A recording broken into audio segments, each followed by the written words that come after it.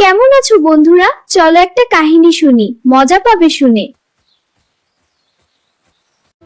আমি একটা পরিশ্রমী পিঁপড়া। আমি সময়ের কাজ সময় করতে পছন্দ করি, কারণ আমি মোটেও অলস নই। আমি ফড়িং।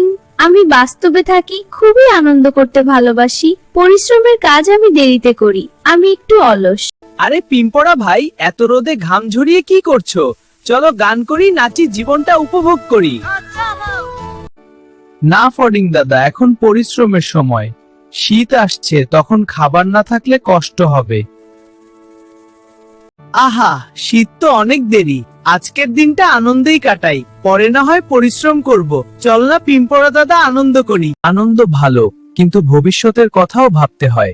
আমি আজ কষ্ট করলেই কাল শান্তিতে থাকতে পারবো।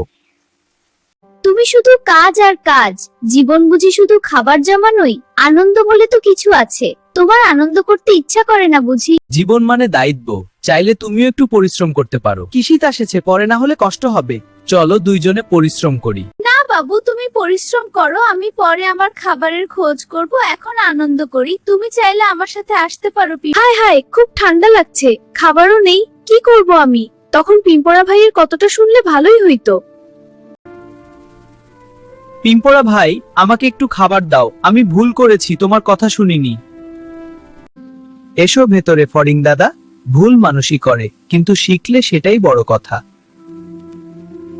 আজ বুঝলাম, গান নাচ ভালো, কিন্তু পরিশ্রম ছাড়া জীবন চলে না। সময়ের কাজ সময় করা উচিত। ঠিক তাই, সময় থাকতে পরিশ্রম করলে দুঃসময় ভয় দেখাতে পারে না। তাই বন্ধুরা, আমরা এই গল্প থেকে একটা জিনিস শিখতে পারলাম যে পরিশ্রম ভবিষ্যৎ বাঁচায়, আর সময়ের কাজ সময় করাই উচিত।